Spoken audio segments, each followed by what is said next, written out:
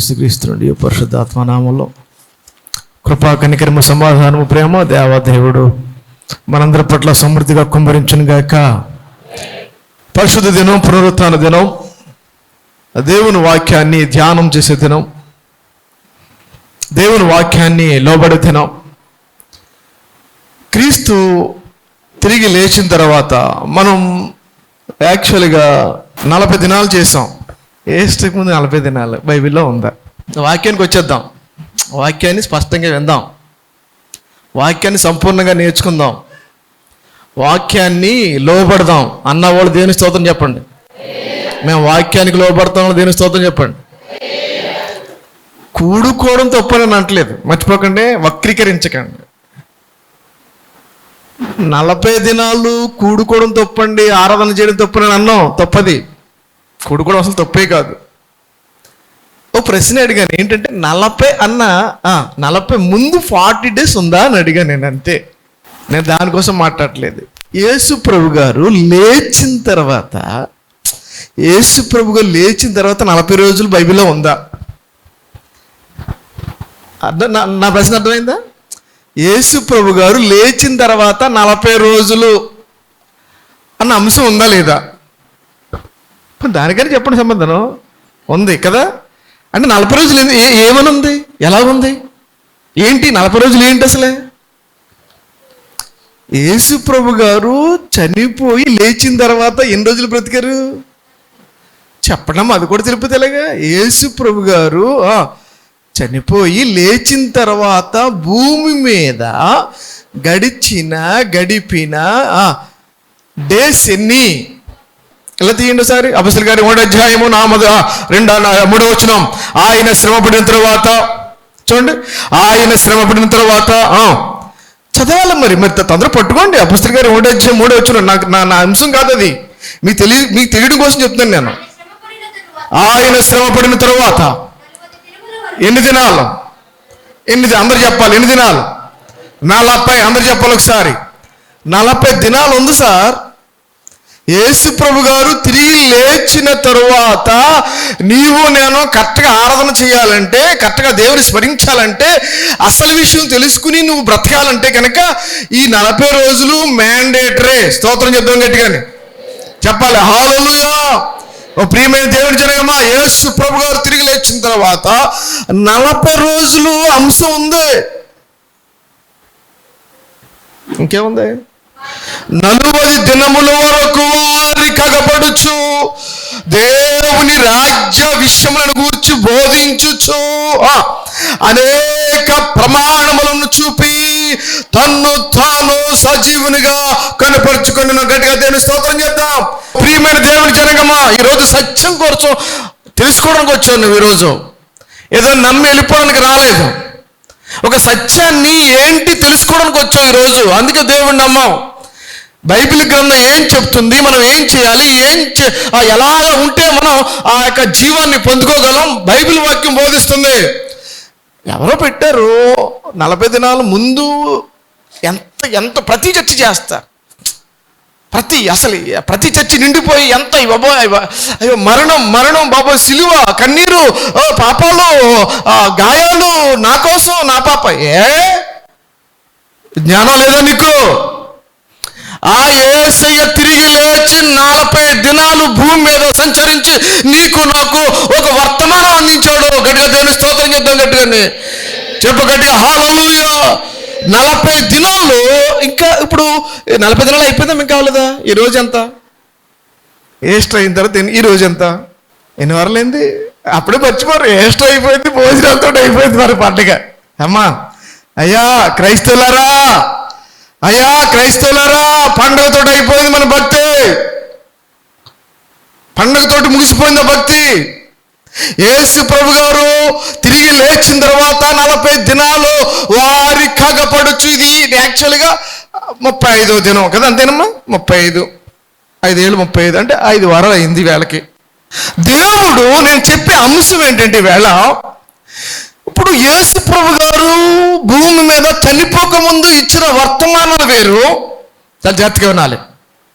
యేసు ప్రభు గారు చనిపోకముందు ఇచ్చిన వర్తమానాలు వేరు, చనిపోయి తిరిగి లేచిన తర్వాత ఇచ్చిన వర్తమానం వేరు. దేవుని స్తోత్రం. చెప్తాం ఒకసారి, అర్థమైంది ఒకసారి నేను చెప్పిన మాట. యేసు ప్రభు గారు చనిపోకముందు ఇచ్చిన వర్తమానం వేరు, దాని యొక్క పద్ధతి అంతా ఒకలాగా ఉంటుంది. యేసు ప్రభు గారు తిరిగి లేచిన తర్వాత ఆయన ఈ 40 రోజులు ధ్యానించింది కానీ సరిపోదండి. ఒక్కొక్క రోజు ఒక వర్తమానం ఉంది దాంట్లో, బైబిల్లో. ఆయన లేచిన తర్వాత ఒక్కొక్క రోజు ఒక్కొక్క అంశాన్ని మనం ధ్యానం చేస్తే ఆ పునరుత్థానపు శక్తి అప్పుడు వస్తుంది. దేవునికి స్తోత్రం.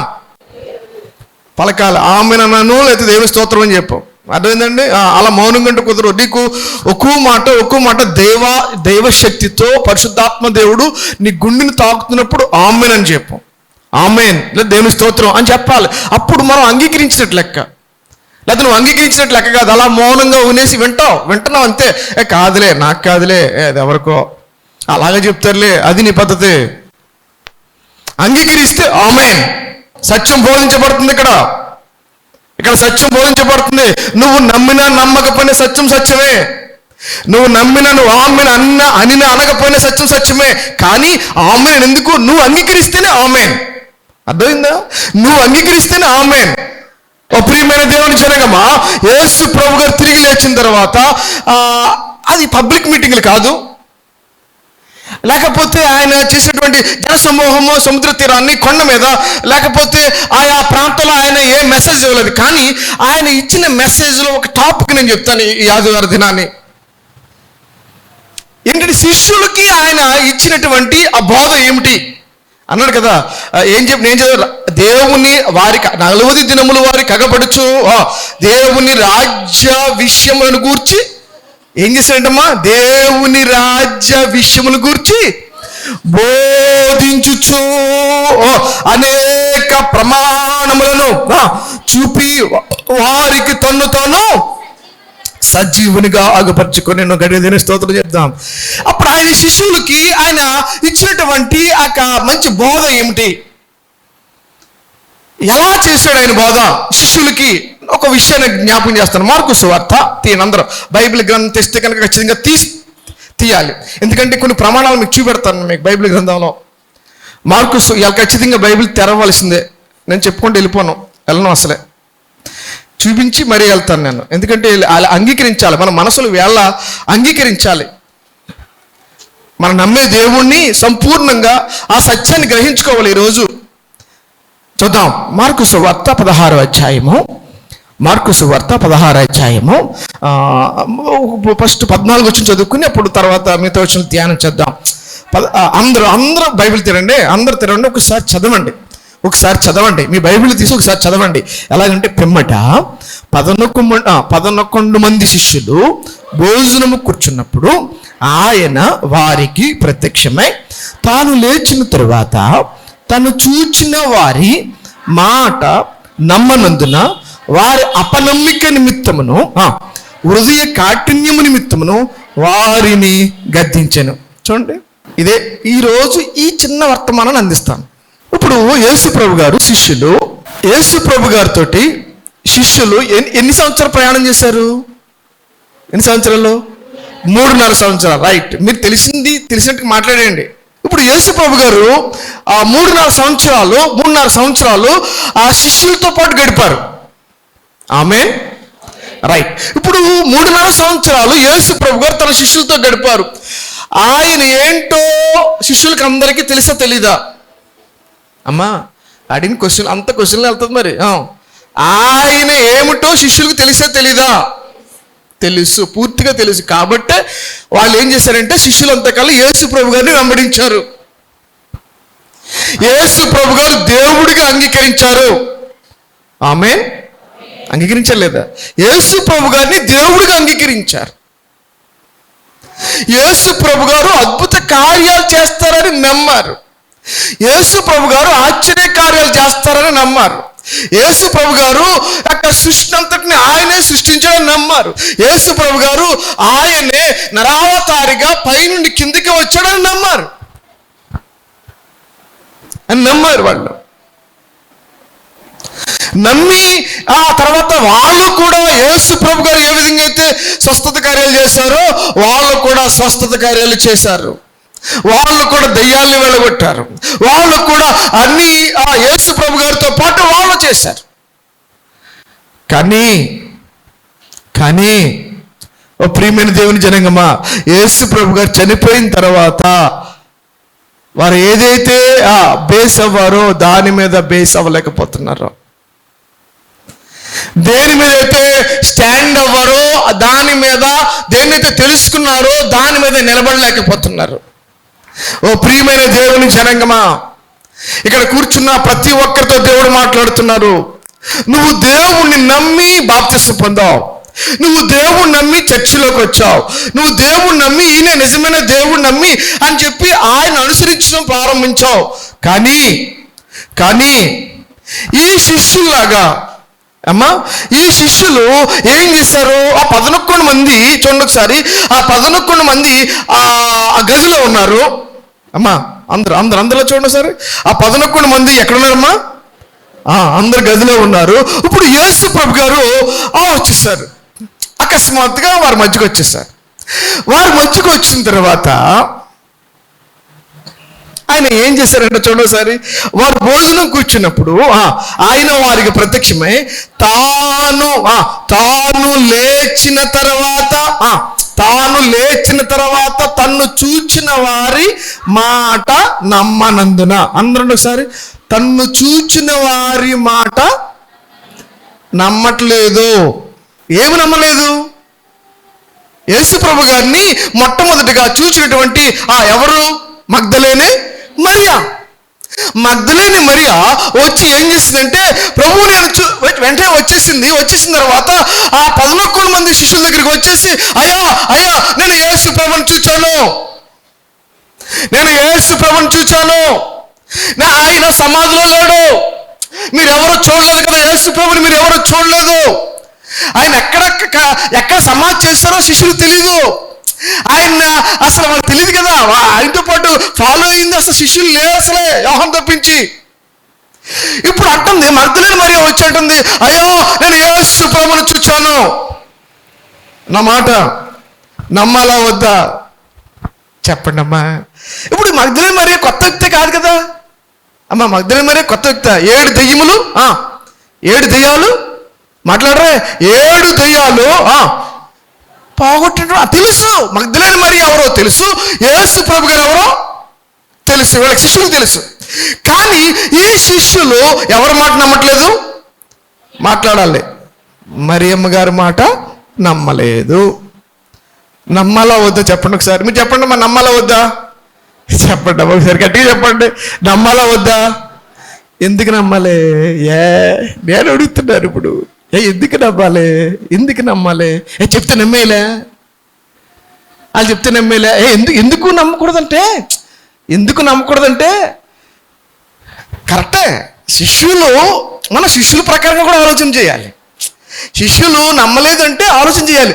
ఇంతవరకు చనిపోయిన వాడు, లేకపోతే 3 రోజులు సమాధి ఉన్నవాడు తిరిగి లేచిన దాఖలాలు ఎక్కడన్నా ఉన్నాయా? చనిపోయిన తర్వాత తిరిగి లేచిన దాఖలాలు లేవు. ఈ మరియమ్మ చెప్పేస్తే నేను నమ్మాలా? ఇది ఎక్కడైనా జరుగుతుందా? ఏం మాట్లాడుతుంది మరియమ్మ? నీకేమైనా కళ వచ్చిందా? నీకు దర్శనం వచ్చిందా? లేకపోతే నువ్వేమన్నా ఏదో మైకులోకి వెళ్ళిపోయా? నీకేదో పట్టేసింది, పిచ్చి పట్టేసింది, నీకు పిచ్చి పట్టేసింది కాబట్టి ఎలా మాట్లాడుతున్నావు? అయ్యో అక్కడికి వెళ్ళి మేము చూసి వచ్చి నమ్మట్లేదు. నా పక్కనెట్టండి, మరియమ్మ గారిని పక్కనెట్టండి. ఇప్పుడు ఇంకొకరు చెప్పారు, ఇంకొకరిద్దరు ఎవరు చెప్పారు? పైన చదవండి ఒకసారి, ఎవరెవరు చెప్పారు సార్ చూద్దామా.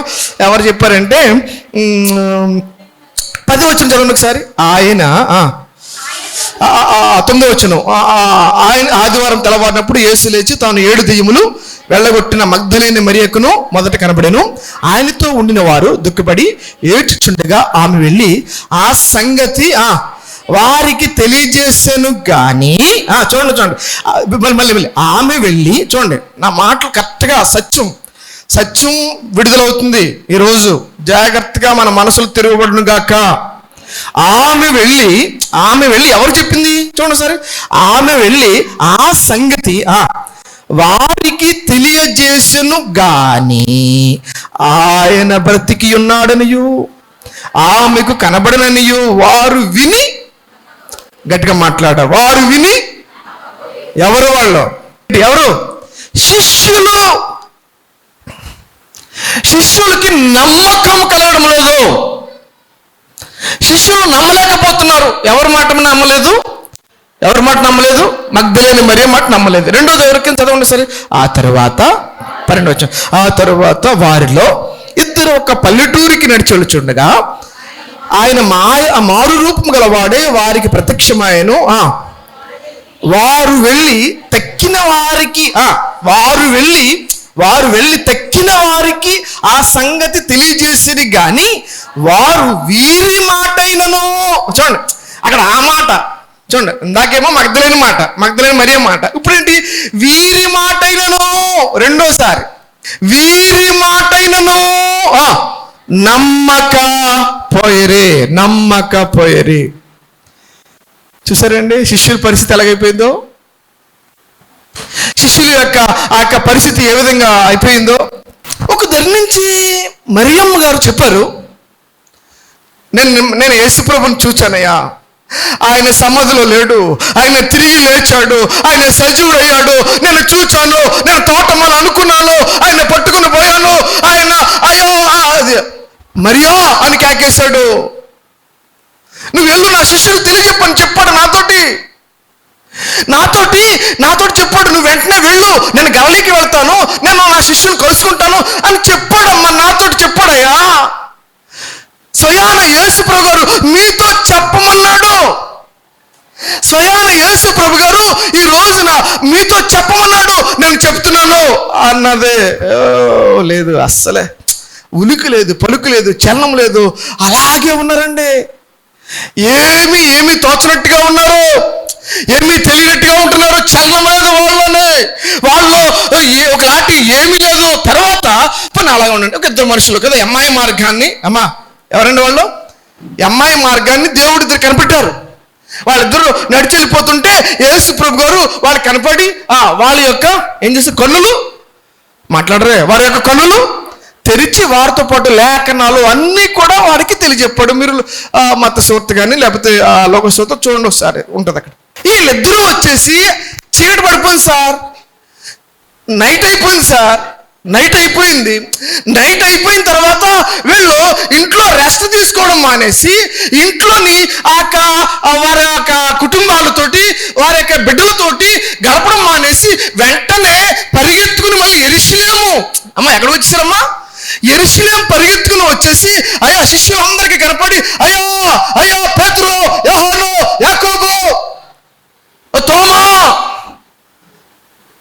మేము యేసు ప్రభును చూచాం, ఆయన మా కళ్ళు తెరిచాడు, మాతో మాట్లాడాడు, ఆయన లేఖనాల్ని తెరిచి మాతో మాట్లాడాడు.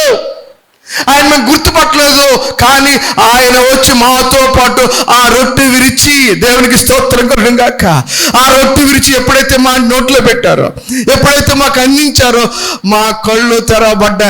ఆయన మేము చూసాం. గట్టిగా చప్పట్లు కొడితే చేద్దామా?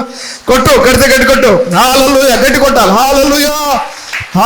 మేము చూసాం, యేసు ప్రభు గారిని మేము చూసాం. ఇప్పుడు ఈ మాట శిష్యులతో చెప్పండి, నమ్మాలా వద్దా? చెప్పండి అమ్మా చెప్పాలి, నమ్మాలా వద్దా? నమ్మాలి. There is no respond. ఏమి రెస్పాండ్ లేదు, మాకెందుకులే, ఏం జరుగుతుంది ఏంటిలే, కళ, భ్రమ, మత్తులో ఉన్నాం, పిచ్చి పట్టేసింది వీళ్ళకి. ఆ మైకులో ఉన్నారు వీళ్ళ ఈ విధంగా వీళ్ళు అనుకుంటూ ఉన్నప్పుడు ప్రియమైన దేవుని జనంగమ్మా, యేసు ప్రభు గారు వచ్చి వాళ్ళని ఏమని గద్దించిన ఉంటుంది. ఏం చేశారంటమ్మా? మాట్లాడాలి. ఏం చేశాను చూడండి సార్. యేసు ప్రభు గారు ఏం చేశారు? తరువాత 14 వచ్చిన 3వ లైన్, తరువాత తన్ను చూచిన వారి మాట నమ్మనందున వారి అపనమ్మిక నిమిత్తమును. ఏ నిమిత్తమును? అందరూ మాట్లాడు. ఏమి నిమిత్తమును? అపనమ్మిక నిమిత్తమును. తర్వాత హృదయ కాఠిన్యము నిమిత్తమును వారిని చెప్పాలి, వారిని గద్దించాడంట. వారిని గద్దిస్తున్నాడు, శిష్యుని గద్దిస్తున్నాడు. అయ్యో పేతురు, ఈరోజు ఇక్కడ ఉన్న ప్రతి ఒక్కొక్కరిని పేరు పెట్టాను గద్దిస్తున్నాడేమో. నీ పేరు పెట్టాను గద్దిస్తున్నాడు. ఎందుకంటే ఇక్కడ కూర్చున్న నీవు నేను ఒక శిష్యులాగా అపనమ్మిక కలిగి ఉన్నావేమో. నా మాట అర్థమైందా? ఇక్కడ కూర్చున్న మీలో లేక నాలో ఏదైనా అపనమ్మిక ఉందేమో. అపనమ్మిక అంటే నమ్మక లేకపోవడం, దేవుని మీద నమ్మికించకపోవడం, దేవుని పట్ల నమ్మిక కలిగి ఉండడం. ఎందుకు కలిగి ఉంటున్నాం అంటే సామెతల గ్రంథము 3వ అధ్యాయము 5-6 చదువు ఒకసారి. సామెతల గ్రంథము 3వ అధ్యాయం 5-6 చదువు ఒకసారి. నీ స్వబుద్ధిని ఆధారము చేసుకొనక నీ పూర్ణ హృదయముతో యెహోవా యందు నమ్మిక ఉంచుము. నీ ప్రవర్తన అంతటా యందు, అందరూ మాట్లాడదాం ఒకసారి. నీ స్వబుద్ధిని ఆధారము చేసుకొనక నీ పూర్ణ హృదయముతో యెహోవా యందు, అందరూ మాట్లాడదాం ఒకసారి. అమ్మా, నువ్వు ఇంకా నమ్మిక ఉంచుకోలేకపోవడం కారణం ఏంటి తెలుసా? నీ స్వబుద్ధిని ఆధారం చేసుకుంటున్నావు నువ్వు.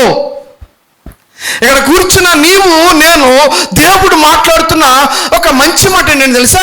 నీ స్వబుద్ధిని ఆధారం చేసుకున్నావు. ఆధారం చేసుకున్నావు కాబట్టి నువ్వు ఏం చేస్తున్నావు అంటే ఆయన మీద నమ్మిక ఉంచలేకపోతున్నావు. అందుకే అంటున్నాడు, నీ స్వబుద్ధిని ఆధారము చేసుకొనక నీ పూర్ణ హృదయముతో దేవుని యందు నమ్మిక ఉంచుదుము గాక. గట్టిగా దేవుని స్తోత్రం చేద్దామండి. నమ్మిక ఉంచండి, నమ్మిక కలిగి ఉండండి. శిష్యులకి యేసు ప్రభు గారు తిరిగి లేచిన తర్వాత వాళ్ళని ఈ విధంగా బలపరుస్తున్నారు. అయ్యా శిష్యులారా, రైటే, నాతో పాటు ఉన్నంత కాలం మీరు బాగా ఉంది. 5 రెట్లు, 2 చిన్న చేపలు, లేకపోతే అంతమంది పెంచడం, లేకపోతే కుష్ఠరోగులు బాగు చేయడం, లేకపోతే ఇంకోటి అన్ని అంతా చాలా బాగుంది. వండర్ఫుల్. కానీ ఓ ప్రియమైన దేవుని జనాంగమా, దేవుని యందు మనమంతా నమ్మిక ఉంచుదుము గాక. 2 చేతులు ఎత్తి దేవుని స్తోత్రం చెప్పి ఒకసారి. ఏం చెప్తున్నాడు పరిశుద్ధాత్మ దేవుడు ఈ మధ్యాహ్న సమయంలో? అందరూ మాట్లాడండి అమ్మా. పరిశుద్ధాత్మ దేవుడు నీతో మాట్లాడుతున్నాడు. శిష్యుల్ని పోల్చి నీతో మాట్లాడుతున్నాడు. ఈరోజు నువ్వు నేను ఆయన శిష్యులమే. ఆయనతో పాటు ఎదుగుతున్నాం, ఆయనతో పాటు వెళుతున్నాం, దేవుని సన్నిధి అనుభవిస్తున్నాం, దేవుని పరిశుద్ధాత్మ పొందుకుంటున్నాం, అద్భుత కార్యాలు చూసావు, రుచి చూస్తావు. అయినప్పటికీ దేవుని యందు ఏం చేస్తలేదు? నమ్మిక ఉంచటం లేదు. అపనమ్మిక నీలో వచ్చేసింది. ఎందుకంటే నీ స్వబుద్ధిని ఆధారం చేసుకుంటున్నావు నువ్వు. నీ పరిస్థితుల మీద నీ దృష్టి పెడుతున్నావు నువ్వు. కొంతమంది దేని మీద ఆధారపడుతున్నారంటే అపనమ్మిక ఎందుకు వస్తుందంటే, ఇప్పుడు మనకు టాలెంట్ మీద ఆధారపడతారు కొంతమంది వారు ఉద్యోగాల మీద ఆధారపడుతూ ఉంటారు. వాళ్ళు దేవుడి మీద నమ్మకం ఉండదు. కొంతమంది డబ్బు మీద ఆధారపడుతూ ఉంటారు. స్వబుద్ధి, అది స్వబుద్ధి అంటేనే. అందుకంటాడు, నీ ప్రవర్తన అంతటి యందు ఆయన అధికారానికి ఒప్పుకొనుకో. నీ ప్రవర్తన అంతటి యందు ఆయన మీద ఒప్పుకుంటే కనుక, కింద చదువు ఒకసారి, కింద చదువు సామెతల గ్రంథం అది కింద వచ్చాడు. ఎప్పుడైతే ఆయన ప్రవర్తన ఒప్పుకుంటావో ఆయన నీ త్రోవలు సరళము చేయును. అది అసలేం పాయింట్ అదమ్మా. నేను జ్ఞానిని కదా, నాకు అన్నీ తెలుసు. చచ్చిపోయినోడు ఎక్కడ లెగిస్తాడు? చనిపోయినోడు లెగిస్తాడా? శిష్యులు నమ్మలేదు సార్. శిష్యులు నమ్మకపోవడం గల కారణం ఏంటంటే, చనిపోయినవాడు ఎక్కడ లెగిస్తాడు? ఎవరు చెప్పారు అది? హార్ట్ అటాక్ వచ్చేసింది, బ్రతుకుతాడా? కుష్ఠరోగం వచ్చింది, బ్రతుకుతాడా? అప్పుల పాలు ఎలా తీర్చబడతాయి? నేను ఎంత చదువుకున్నా నాకు ఉద్యోగం వస్తుందా? అపనమ్మిక. వివాహం, నా ఇంట్లో నా యొక్క కుమార్తె, నా కుమారుడు యొక్క వివాహము జరుగుతుందో? అపనమ్మిక. ఇది ఎలా సాధ్యం? ఇది ఎలాగ జరుగుతుందో అనుకుంటున్నావు కదా ఈ మధ్యాహ్న సమయంలో. అటువంటి అపనమ్మికతో ఉన్నావేమో. దేవుడు నాతో కూడా మాట్లాడుతున్న మాటలు ఇంకా నువ్వు అటువంటి అపనమ్మకము కలిగి వచ్చి ఉండవచ్చు. నా జీవితంలో ఇది ఇంకా జరుగుతుందా? విశ్వాసమునకు ఏమన్నాడు? రామపత్రిక ఒకసారి తీయండి, ఒకసారి రామపత్రిక 4:18 చదువుతాం ఒకసారి. నిరీక్షణకు ఆధారము లేనప్పుడు వెరీ గుడ్. అబ్రహాము నిరీక్షణ కలిగి నమ్మెను. అందరు తీద్దాం ఒకసారి. మళ్ళీ రామపత్రిక 4:18 అందరు తీయండి ఒకసారి. ఎలాగ నమ్మాలి ఏంటి? ఈరోజు నమ్మిక లేకపోవడం వల్ల మనం అద్భుత కార్యాలు చూడలేకపోతున్నాం. మన జ్ఞానం మీద ఆధారపడుతున్నాం. తెచ్చదమ్మ తల్లి. నీ సంతానం ఎలాగుండునని చెప్పిన దాన్ని బట్టి తాను అనేక జనములకు తండ్రి అగునట్లుగా నిరీక్షణకు ఆధారము లేనప్పుడు అబ్రహాము నిరీక్షణ కలిగి నమ్మాను. గట్టిగా దేని స్తోత్రం చెప్పండి ఒకసారి. చెప్పాలి. హల్లెలూయా చెప్తే గట్టిగా చెప్పు. అబ్రహాము గారు నమ్మాడు. ఎలా నమ్మాడు అబ్రహాం గారు? నిరీక్షణకు ఆధారం లేదు. ఈరోజు వాక్యం వింటూ ఉన్న ప్రియమైన సహోదరుడా సహోదరి, అబ్రహాముని దేవుడు మన ఎదుట ఉంచాడు. ఎందుకంటే అబ్రహాముకి ఏ విధమైన ఆధారం లేదు. 100 సంవత్సరాలు వచ్చేసినాయి. 75 సంవత్సరాల్లో వాగ్దానం ఇచ్చాడు దేవుడు. వాగ్దానం మీద అలాగే నిరీక్షణ ఉంచాడు. 99 సంవత్సరాలు 90 సంవత్సరాలు సారాయికి వచ్చేసినాయి. ఆ యొక్క గర్భము మృతతుల్యమైపోయిందంట. బలహీనుడైపోయారు. అయినప్పటికీ అబ్రహాము నిరీక్షణ కలిగి, నిరీక్షణకు ఆధారము లేనప్పుడు అబ్రహాము ఏం చేశాడమ్మా? నిరీక్షణ కలిగి నమ్మెను. స్తోత్రం కలుగును గాక. కాబట్టే అబ్రహాము యొక్క గర్భాన్ని దేవుడు, సారా గర్భాన్ని దేవుడు తెరిచాడు. స్తోత్రం గట్టిగాని. నమ్మాలా వద్దా? చెప్పాలి ఒకసారి. చెప్పండి ఒకసారి. నమ్మాలా వద్దా? దేవుడు ఆ శిష్యుల్ని బలపరుస్తున్నాడు. దేవుడు ఏం చేసి గద్దిస్తాడు అనమాట. అయ్యా శిష్యులారా, మీరు ప్రార్థన చేస్తున్నారు, వాక్యం చదువుతున్నావు, మానకుండా చర్చికి వస్తున్నారు, వాక్యం అంటే చాలా భయభక్తులు కలిగి ఉంటున్నారు, దైవజనుల మాట తూచా తప్పకుండా వింటున్నావు, రైటే. కానీ నీలో ఎక్కడో మళ్ళీ అపనమ్మిక ఉంది. ఇది జరుగుతుందా? నా జీవితంలో ఇది జరుగుతుందా? నేను ఇది పొందుకుంటానా? నేను ఇది గెలుస్తానా? నేను దీన్ని మరి సంపాదించుకుంటానా? నా జీవితం ఎలాగ ఉంటుందా? ఒక అపనమ్మిక నీలో ఉంది. దేవుడు అపనమ్మికను తొలగించును గాక. గట్టిగా ఆమని చెప్పలేదు? గట్టిగా చేతులు తెరి స్తోత్రం చెప్తాను ఒకసారి. అపనమ్మిక గురించి దేవుడితో నాతో కూడా మాట్లాడుతున్నాడు ఈ యొక్క మధ్యాహ్న సమయంలో. ఒక అపనమ్మిక ఉంది. ఎప్పుడు నా జీవితం ఇంతేనా? ఇంకా నేను ఎదగలేనా? నేను రాదా? నాకు ఈ అప్పుల భారం తీర్చలేనా? నేను నా కుటుంబంలో ఈ పరిస్థితి ఇంకెలాగే ఉంటుందా? లేకపోతే నా జీవితంలో ఈ అపనమ్మిక అంటే ఆ జ్ఞానం, స్వబుద్ధి, మన స్వబుద్ధిని ఆధారం చేసుకున్నాం. అందుకంటాడు కీర్తన 37:5. కీర్తన 37:5 చూద్దాం ఒకసారి. కీర్తన 37:5 నీ మార్గమును యెహోవాకు అప్పగింపము, నీవు ఆయనను నమ్ముకొనుము. అందరు చదవండి, అందరు తిన్న సార్, అందరు తీయాలి. ఈ మంచి మంచి మాటలు, మంచి మంచి వాక్యాలు చదువుతున్నప్పుడు మన హృదయాన్ని తాకుతూ ఉంటాయి.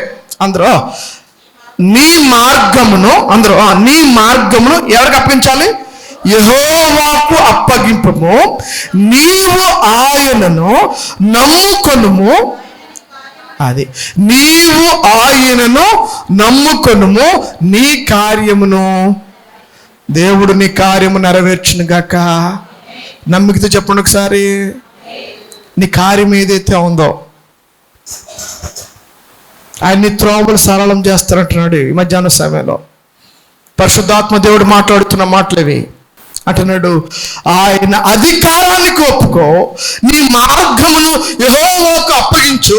నీ మార్గాలు ఏవైతే ఉన్నాయో, దేవా నా మార్గాలు నీ మీద పెడుతున్నానయ్యా, నాకైతే అసాధ్యమయ్యా, నీకు సమస్తమును సాధ్యమేనయ్యా అని చెప్పేసి ఆయన నీ మార్గం నువ్వేదైతే కోరుకుంటున్నావో, నీకు ఏదైతే అవసరమో, నువ్వేదైతే మరి కావాలో ఆ మార్గాన్ని దేవుడి దగ్గర పెడితే దేవుడు నీకు అనుగ్రహించును గాక, నీ కార్యము నెరవేర్చును గాక. దేవుని మీద నమ్మకించు. ఇంకో ఉదాహరణతో బలపరుస్తాను. లూకాసు వార్త తిని ఒకసారి. లూకాసు వార్త. దేవుడు మనల్ని మధ్యాహ్న సమయంలో బలపరచును గాక.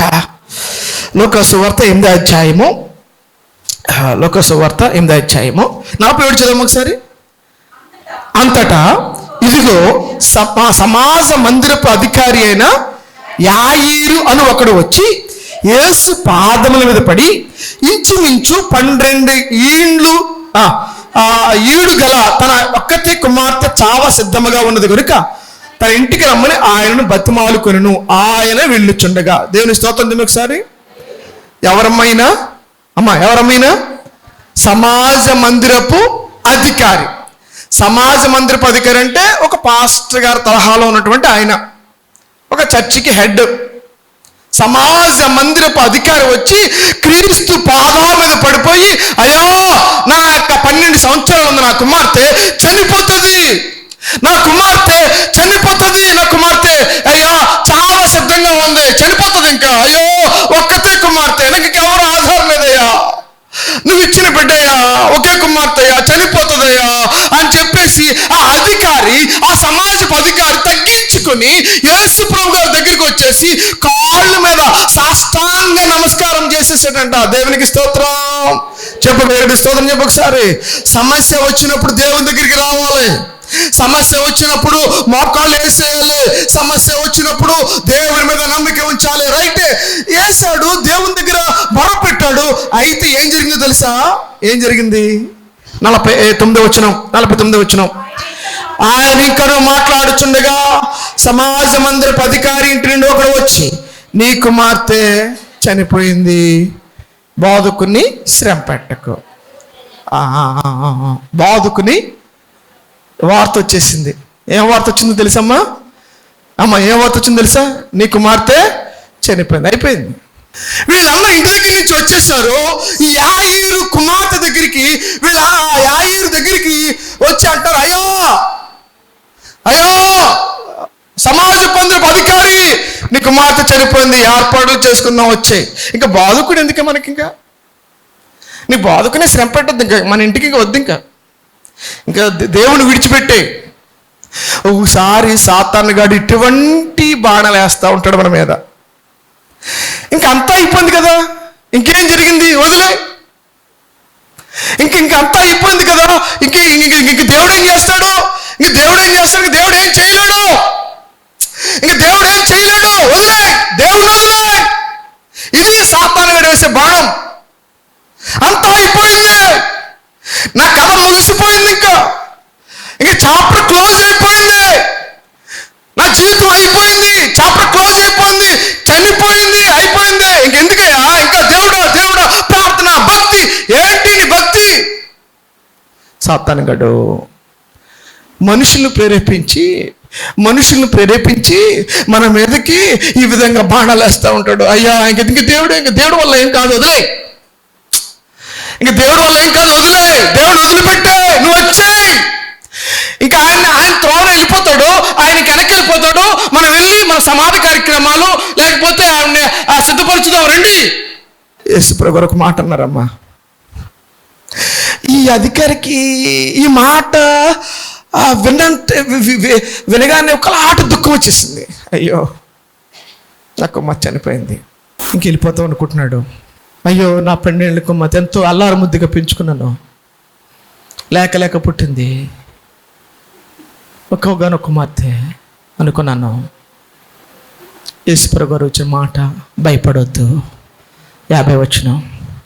భయపడవద్దు, నమ్మిక మాత్రము ఉంచము, ఆమె స్వస్థపరచ. వాడు గట్టిగా దేని స్తోత్రం చేద్దామండి. కుమార్తె చనిపోయింది, అయిపోయింది, ఆల్రెడీ ఓవర్.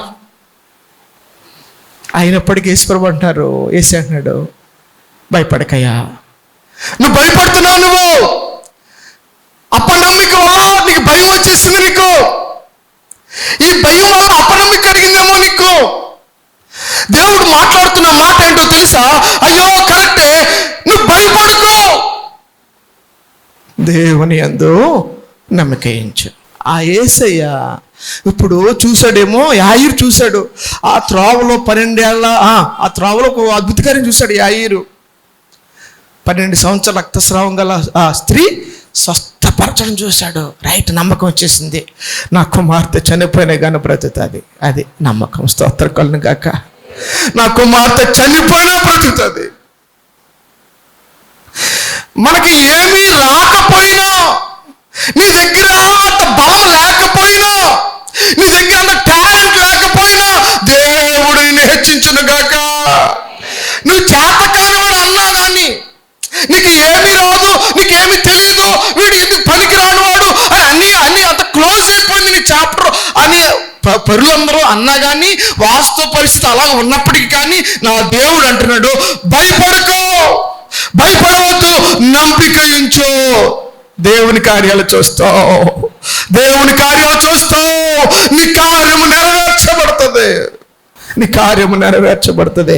వెళ్ళాడు యేసయ్య. అక్కడ అపనమ్మకంగా ఉన్న వాళ్ళందరూ బయటకెట్టేశాడు. ఆ చేసిన బయట తెలుసండి.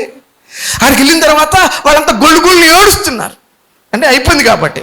ఇప్పుడు వీళ్ళంతా నమ్మకం ఉంచితే ఏసీ ఇంటికి వస్తున్నాడంట, ఏసీ వస్తాడంట, తిరిగి లేపుతాడంట అని ఏసీని ఆహ్వానించడం మానేసి అపహాసించను అని ఉంటుంది. మీకు తెలుసా? చదవండి ఇంటికి వెళ్ళిన తర్వాత.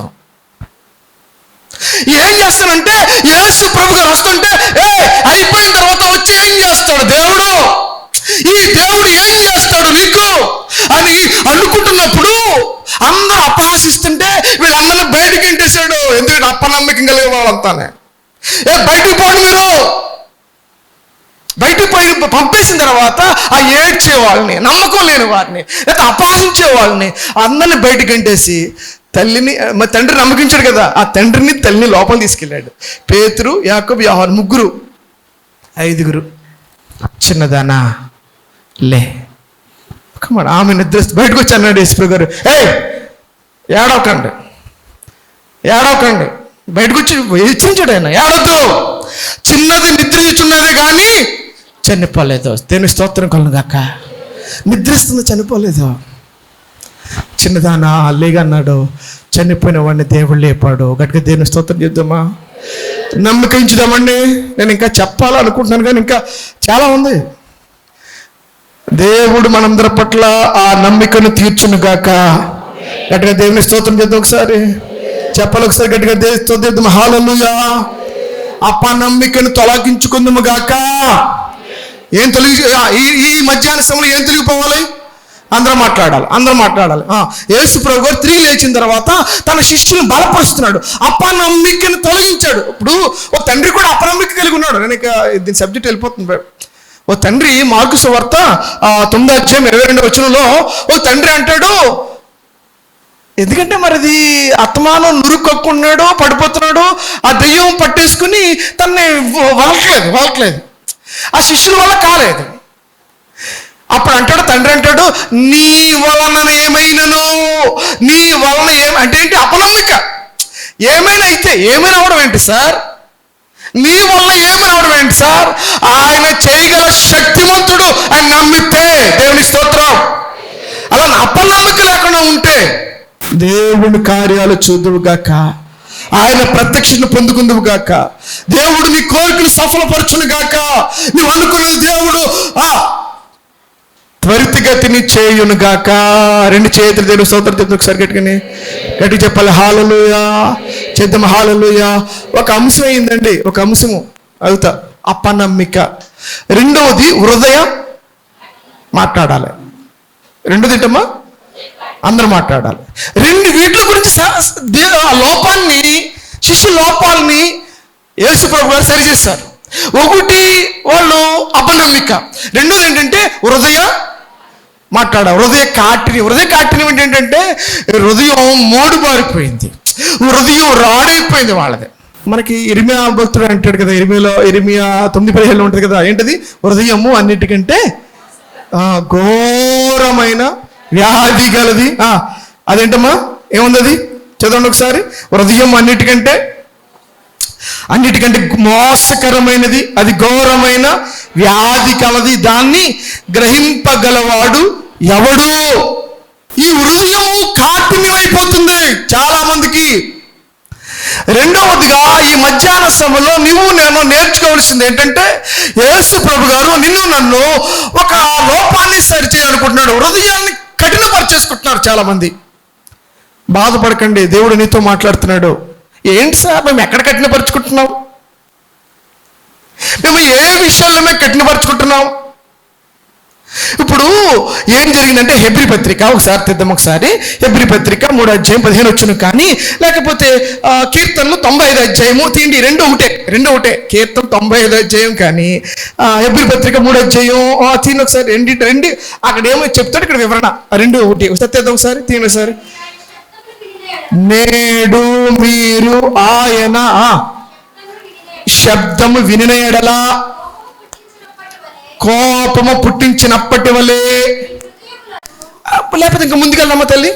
ఎందుకు వెళ్ళిపోదామా?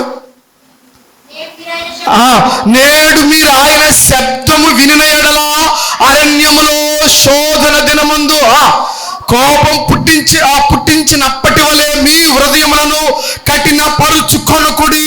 40 సంవత్సరములు నా కార్యములను చూచి మీ పితరులను పరీక్షించి శోధించిరి, కావున నేను ఆ తరము వారి వలన విసిగి వీరెల్లప్పుడూ నా హృదయాలోచనలో తప్పిపోవచ్చున్నారు, నా మార్గములను తెలుసుకొనలేదు గనుక నేను కోపముతో ప్రమాణం చేసినట్లు వారు నా విశ్రాంతిలో.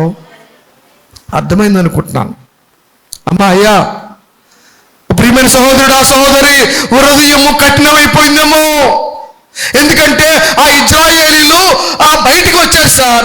40 సంవత్సరాలు జాగ్రత్తగా వినండి, జాగ్రత్తగా విను. ఈ మధ్యాహ్న సమయంలో దేవుని వాక్యము నీతో మాట్లాడుతుంది. 40 సంవత్సరాలు ఆ మన్నాను తిన్నారు. వాళ్ళు వేసుకున్న వస్త్రాలు మార్చిపోలేదు.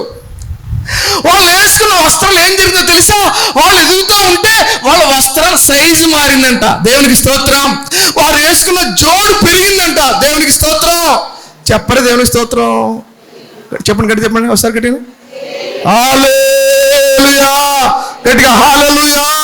యేసు ప్రభు గారు చేసినటువంటి ఆ అద్భుత కార్యాలు చూస్తున్నావు, నువ్వు అనుభవిస్తున్నావు, నిన్ను పోషిస్తున్నాడు దేవుడు, అద్భుతకరంగా పోషిస్తున్నాడు నిన్ను. దేవుని స్తోత్రం చెప్పు ఒకసారి. పోషిస్తలేదు నిన్ను దేవుడు, నీకు గృహం ఇవ్వలేదా? నీకు తినడానికి ఆహారం ఇస్తున్నాడు, నీకు చేసుకోవడానికి మంచి ఆ పని చేసుకోవడానికి ఆరోగ్యం ఇవ్వట్లేదా నీకు ఆయన? నువ్వు చూస్తున్నావు. ఈ 40 సంవత్సరాలు అద్భుతకరంగా ఆయన ఏమి కావాలితే అది, మన్నా కావాలితే మన్నా వచ్చిందా, పూరేళ్ళు కావాలితే పూరేళ్ళు వచ్చినాయా, పగలు మేఘిస్తాము, రాత్రి అగ్నిస్తాము, వారి మధ్య నుండి వాళ్ళు నడిపిస్తూ ఉంటే, అనేక మంది రాజులు వస్తూ ఉంటే, అనేక తాపకరమైన పాములు కరుస్తూ ఉంటే, స్తోత్రం కలుగును గాక. అన్ని చూస్తున్నావు, అనుభవిస్తున్నావు. నువ్వు దేవుని యొక్క అద్భుత కార్యాలను అనుభవించావు. రైటే, ఈ శిష్యులు కూడా అనుభవించారు. దేవుడితో పాటు ఉండి ఆయన అద్భుత కార్యాలు, ఆయన ఆశ్చర్య కార్యాలు, ఆయన చేసిన ప్రతిదీ అనుభవించిన తర్వాత కూడా హృదయాన్ని కఠినపరిచేసుకుంటున్నారు. ఎప్పుడు తెలుసా? మస్సా దినమందు మీరు కఠినపరుచుకున్నట్లు మీ హృదయాన్ని కఠినపరుచుకోవద్దు. ఎందుకంటే తాగడానికి ఏమి లేదు చెప్పాలి. ఆ అరణ్యంలో తాగడానికి ఏం లేదంటండి, నీరు లేదు. ఎప్పుడైతే నీరు లేదు కంగారు పడిపోయారు. అయ్యో ఈ వాటర్ లేదు, నేను చచ్చిపోతానేమో, ఈ వాటర్ లేదు, నాకు ఈ యొక్క ఆపద వచ్చింది, నాకు నీ గృహంలో ఒక ఆపద వచ్చింది. నువ్వు అనుకుంటున్నావు, అయ్యో ఇప్పటితో నా పని అయిపోయిందేమో, నేను చచ్చిపోతానేమో, ఈ వాటర్ లేకపోతే ఈ అరణ్యంలో నా కుటుంబం చచ్చిపోతుందేమో, హృదయం కఠినం చేసుకుంటున్నావు. అంటే కఠినం చేసుకోవడం అంటే దేవుడి మాట మీద నమ్మిక ఉంచట్లేదు. దేవుడు ఇవ్వలేడమ్మా అని అంటున్నారు వాళ్ళు. ఏమయ్యా, ఐగుప్తులో మాకు సమాధులు లేవని ఇక్కడ తీసుకొచ్చి మమ్మల్ని ఏం చేస్తావు? నువ్వు చంపేస్తావా? ఐగుప్తులో సమాధులు లేవని ఇక్కడికి వచ్చి వాళ్ళు చంపేస్తావా? దేవుడి మీద తిరగబడుతున్నారు. తిరస్కారం. మస్సా మెరీబా అంటే వాదిస్తున్నావు దేవునితోటి. కోపపడ్డాడు దేవుడు ఏమన్నాడో తెలుసా? వీళ్ళు ఇంకెప్పుడు కూడా నా విశ్రాంతిలోకి ప్రవేశించు. ఎంత మాట అన్నాడు తెలుసండి? దేవుడు నీతో నాతో కూడా మాట్లాడుతున్న మాటల్లో ఎపిసి పత్రిక 14:18 చూద్దాం ఒకసారి. ఎపిసి పత్రిక, దేవుడు హృదయ కాఠిన్యం గురించి ఒక విషయం చెప్పి నేను ముందుకు వెళ్ళిపోతాను. ఎపిసి రాసిన పత్రిక 4 ఎపిసి రాసిన పత్రిక 4. అది ఇంకా కొద్దిగా ముందుకు వెళ్దామా తల్లి? ఏం చేద్దామంటే ఎపిసి రాసిన పత్రిక 4 ఎక్కడి నుంచి చదువుతాం? 17 నుంచి చదివేద్దామా? కాబట్టి అన్యజనులు నడుచుకున్నట్లు మీరు మీదట నడుచుకొనవలదని ప్రభునందు సాక్ష్యం ఇచ్చున్నాను. వారైతే అంధకారమైన మనస్సు గలవారై తమ హృదయ కాఠిన్యము వలన తమలోనున్న అజ్ఞానము చేత దేవుని వలన కలుగు జీవులో నుండి వేరుపరచబడిన వారై తమ మనస్సునకు కలిగిన వ్యర్థత అనుసరించి నడుచుకొనుచున్నారు. వారు సిగ్గులేని వారై ఉండి నానా విధమైన అపవిత్రతను అత్యాసతతో జరిగించుచు తమ్మును తామే కాముకత్వమునకు అప్పగించుకొనిరి. అయితే మీరు యేసును గూర్చి విని ఆయన యందల సత్యము ఉన్నట్టుగానే ఆయన యందు ఉపదేశింపబడిన వారైన మీరు అలా క్రీస్తును నేర్చుకున్నవారు కావున మునుపటి ప్రవర్తన విషయంలోనైతే మోసకరమైన దురాశ వలన చెడిపోయి ప్రాచీన స్వభావం వదులుకొని మీ చిత్త వృత్తి యందు నూతన పరచబడిన వారే నీతియు యథార్థమైన భక్తి గలవారే దేవుని పోలికగా సృష్టించబడిన నవీన స్వభావం ధరించుకొనిడి. స్తోత్రం చెప్పండి ఒకసారి. చెప్పండి ఒకసారి. హృదయ కాఠిన్యం అంటే సింపుల్గా చెప్తాను సార్. హృదయ కాఠిన్యం అంటే ఇప్పుడు వాక్యం చెప్తుందా? వాక్యం బోధిస్తున్నాం కదా. ఎప్పుడైతే వాక్యం బోధిస్తున్నామో వెంటనే మారు మనసు పొందకపోవడం అంతే. ఇప్పుడు వాక్యం బోధిస్తున్నప్పుడు ఇప్పుడు త్రాగొద్దు అని చెప్తున్నారు. నువ్వేం చేస్తున్నావంటే ఈ వేళకి తాగేస్తానులే, రేపు పొద్దున్న మానేస్తాను అంటే అక్కడ ఏం జరిగింది? మాట్లాడాలి. అక్కడ ఏం జరిగింది? ఈ వేళకి పర్లేదు, రేపు పొద్దున్న నేను మానేస్తానంటే ఇక్కడ ఈరోజు ఆ హృదయం ఏమైపోయింది? కఠినమైపోయింది.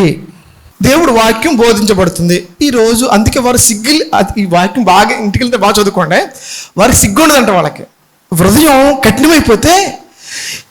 కఠినమైపోతే సిగ్గు లేకుండా పాపం చేస్తారు వాళ్ళు. చాలామంది కాముకత్వానికి బలైపోయారు. ఇంకా నువ్వు పాపం చేస్తున్నావు అంటే దేవుని వాక్యం నేను హెచ్చరించింది. ఈరోజు పని చేయొద్దు వాక్యం చెప్పింది. అయినప్పటికీ నువ్వు మారు మనసు పొందుకుండగా ఆ ప్రాచీన స్వభావాన్ని నువ్వు కలిగి ఉన్నావు కాబట్టి అది హృదయ కాఠిన్యము. పశ్చాత్తాపడాలి, పడట్లేదు, హృదయ కాఠిన్యము. నువ్వు క్షమాపణ పొందాలి, క్షమించాలి, నువ్వు క్షమించట్లేదు, కాఠిన్యము.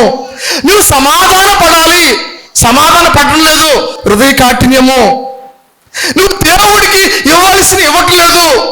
వాక్యం వింటున్నావు కానీ అది ఇవ్వడం లేదు, హృదయ కాఠిన్యము. దేవుడు చెప్పిన ఆజ్ఞకు నువ్వు లోబడట్లేదు, అది హృదయ కాఠిన్యము. రామపత్రిక 2:5 చూద్దాం ఒకసారి. రామపత్రిక 2:5 నీ కాఠిన్యమును మారు మనసు పొందని నీ హృదయమును అనుసరించి ఉగ్రత దినమందు అనగా దేవుని న్యాయమైన తీర్పును నీకు నీవే ఉగ్రత. హృదయ కాఠిన్యత ఉంటే కనుక దేవుడు ఉగ్రత వచ్చేస్తుంది. అమ్మా, హృదయ కాఠిన్యత అంటే దేవుడు నీకు అవకాశం ఇచ్చాడు.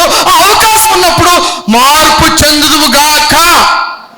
గట్టిగా ఆమెను చెప్పండి. సరే, నీకు తరుణం ఇచ్చాడు దేవుడికి ఒక తరుణం ఇచ్చాడు. ఆ తరుణం ఇచ్చినప్పుడు ప్రభు కరెక్ట్ నాయన, నేను మార్చుకుంటున్నానయ్యా, అది హృదయ కాఠిన్యం తొలగించుకుంటాడు. అది సార్.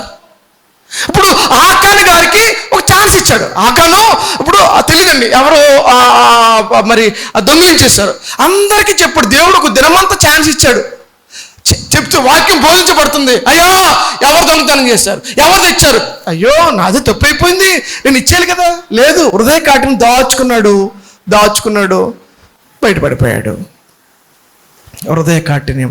యూదా హృదయ కాఠిన్యం కలిగి ఉన్నాడు. ఏంటో తెలుసా? యూదా అయ్యో నన్ను ఒకటి చంపేస్తారయ్యా, నన్ను మీలో ఒకటి సిలివేస్తారు. తరుణం ఇచ్చాడు దేవుడు. దేవుని వాక్యం మాట్లాడుతుంది నీతోటి, దేవుని వాక్యం నీతో మాట్లాడుతుంది, కానీ నీ హృదయం కఠినమైపోతుంది. యూదా హృదయం కూడా అదే విధంగా ఏమైపోతుందంటే కఠినమైపోతుంది. నేనా నువ్వే అన్నాడు దేవుడు. నువ్వే మార్చుకోవాలి కదా, నువ్వు మార్చుకోవాలి కదా. యోధా మార్చుకోలేకపోయాడు. తరుణం ఇవ్వబడింది నీకు. ఈ రోజు నీకు దేవుడు ఒక తరుణం ఇచ్చాడు. దేవునికి స్తోత్రం. నేడు మీరు ఆయన శబ్దము, ఆయన స్వరం విన్నప్పుడు మారు మనసు పొందుదురుగాక. 2 విషయాలు ముగించేస్తాను, టైం అయిపోయింది, దాటేసింది టైం. ఒకటి అపనమ్మికను తొలగించుకో, దేవుని నమ్మికించు. రెండోది చెప్పాలి, హృదయ కాఠిన్యతను తొలగించుకుని ఉండమని దేవుడు గద్దించాడంట. ఇంకా శిష్యులకి చెప్తున్నటువంటి చివరి మాటలో, ఓ ప్రియమైన దేవుని జనాంగమా, యేసయ్య ఏం చేశాడంటే, మూలవాక్యానికి వచ్చేద్దాం. తీయండి ఒకసారి లోకాసు వార్త 24:36. వారు ఇలాగ మాట్లాడుచుండగా ఆయన వారి మధ్య నిలిచి, మీకు సమాధానం అవునుగా కానీ వారితో జనను. అయితే వారు దిగులు పడి భయాక్రాంతులే భూతమొత్తం కనబడ్డాను తలంచరి. అప్పుడు ఆయన, మీరు ఎందుకు కలవరపడుతున్నారు? హృదయంలో సందేహం పుట్టినలా, నేనే ఆయన అంటుకు నా చేతులు నా పాదాలు చూడండి, నన్ను పట్టి చూడండి, నాకున్నట్టుగా ఎముకలు మాంసమును ఎవరికుండవు, భూతానుకుండవు అని తన చేతులు పాదములను వారికి చూపెను.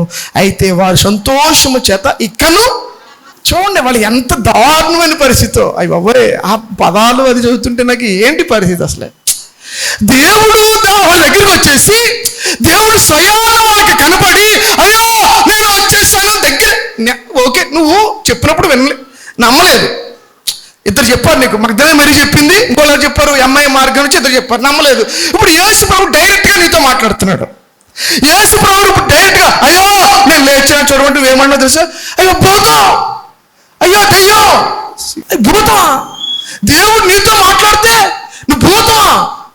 అయ్యో నేనంటే ఇదిగో నా చేతులు చూడు, నా గాయాలు చూడు, నా పక్కలు చూడు అంటే అయినా నమ్మట్లేదంటే వీళ్ళు భూతం అనుకుంటున్నారు. వీళ్ళు ఎంత మైకలో ఉన్నారు. అప్పుడు అంటాడు, మీ దగ్గర ఆహారమేనే ఉందా?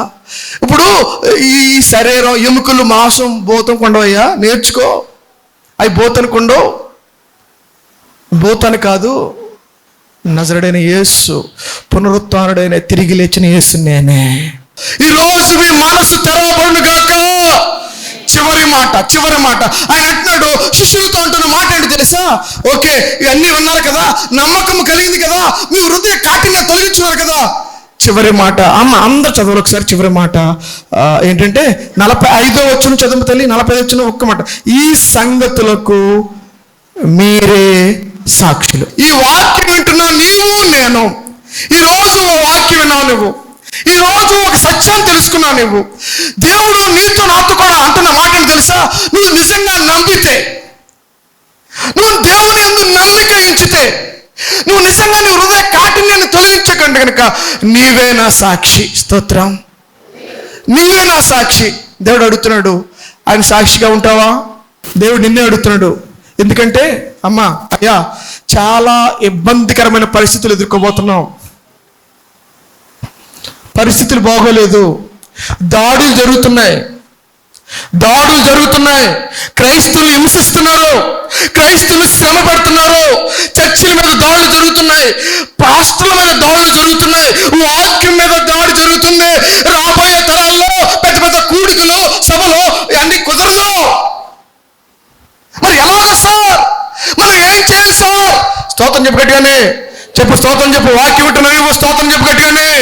నీవు నేను ఒక సాక్షిగా నిలబడదుగాక.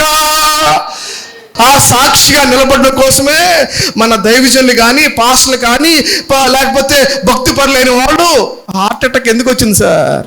అనేక మంది సేవకులు దేవుని సాక్షిగా ఉండాలని, దేవుని సువార్త అందించబడాలని, నలుచుక్కుల ఆ యొక్క సువార్త అందించబడాలని వాడు పడే కష్టం, వారు పడే వేదన చివరికి హతసాక్షి అవడానికి కూడా లేని తీయట్లేదు. దేవుని స్తోత్రం కలుగును గాక. చెప్పగలిగే దేవుని స్తోత్రం చెప్పి బాధ కలగట్లేదో నీకు? వాక్యం వింటున్నా నీకు మంట రావట్లేదో నీకు? దేవుని వాక్యాలు వింటున్నావు, దేవుని యొక్క ఆ సువార్త వింటున్నావు, మేలు పొందుకున్నావు, అద్భుత కార్యాలు చూసావు, దేవుని సాక్షిగా నిలబడలేకపోతున్నావు. అది నా ప్రశ్న. ఎంతమంది సాక్ష్యం చెప్పగలుగుతున్నారు సార్? దేవుడు అడుగుతున్నాడు నిన్ను, ఏది నా సాక్షిగా నీవు ఉంటావా? ఎప్పుడైతే ఈ 10 మంది శిష్యులకి ఆయన ఈ చెప్పాడో, ఆ పెంతెకొస్తు పండుగ దినాన్ని పరిశుద్ధ ఆత్మ వాళ్ళ మీదకి వచ్చినప్పుడు దేవుని స్తోత్రం కలుగును గాక, వాళ్ళంతా కలిసి 10 మంది, ఆ 11 మంది శిష్యులు ఆ పెంతెకొస్తు పండుగ దినాన్ని, ఇదిగో మేమే సాక్షులం, దేవుని స్తోత్రం గట్టిగానే వాళ్ళంతా కలిసి అన్నారు, ఇదిగో యేసు ప్రభు గారు మరణించారు, తిరిగి లేచారు, మేము చూసాం, మేము సాక్షులం. స్తోత్రం చెప్తాం గట్టిగానే. హల్లెలూయా చెప్తాం గట్టిగా హల్లెలూయా. దేవుడు అడుగుతున్నాడు నిన్ను నన్ను, ఈ రోజు నువ్వు సాక్షిగా ఉంటావా? దేవునికి ఒక సాక్షి బిడ్డగా ఉంటాను అన్న వాళ్ళు లేచి నిలబడదాం. నేను నీకు వాడబడుతున్నాయా? లేచి నిలబడు. విన్న వాక్యాన్ని అర్థం వెళ్ళిపోవడానికి వెళ్ళలేదు. నేను దేవుడికి సాక్షి బిడ్డగా ఉంటున్నాయా? నీ సాక్షి నేను ఉంటానయ్యా, నేను ఇస్తానయ్యా. నా సత్తక్రియలు సాక్ష్యం అంటే చెప్పడమే కాదు, మన క్రియల ద్వారా రెండు చేతులు పైకెత్తి దేవుడు అడుగుతున్నాడు ప్రభువా నేనే సాక్షిగా ఉండు. ఒక తీర్మానం చేసుకో. మధ్యాహ్న సమయంలో ప్రభువా నీ సాక్షిగా నేను ఉంటానయ్యా, నన్ను వాడుకోవయ్యా, నీ చేసిన ఉపకార్యాలు నలుగురు చెప్తానయ్యా. తీర్మానం చేసుకో. నువ్వు చేసినటువంటి ఉపకారాన్ని, నువ్వు చేసిన మేలును, నువ్వు చేసినటువంటి అద్భుత కార్యాలు, నువ్వు స్వస్థపరిచే విధానాన్ని, నా జీవితంలో చేసినటువంటి ప్రతి కార్యాన్ని యేసయ్యా నలుగురికి చెప్తానయ్యా. అదే సాక్ష్యం అంటేనే. మమ్మీకి అప్పగించిన పనులు అవుతుంది. ఈ దినాన్ని నువ్వు లేచిన తర్వాత శిష్యులకు మాకు దేవతండి ఒక మంచి పాఠం నేర్పించావు ప్రభా. మా అపనమ్మకాన్ని తొలగించావు నాయన, మా హృదయ కాఠిన్యతను తొలగించావు, నీ వాక్యాన్ని మాకు తెలియజెప్పావు.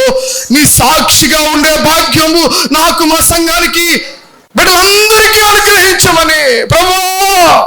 నీ సాక్షులుగా మేము దైవ సేవకులతో పాటు పాల్పములు పొందే భాగ్యం మాకు అనుగ్రహించమని ప్రభుని యేసు నామమున వేడుకొంచున్న పరమ తండ్రి, ఆమేన్.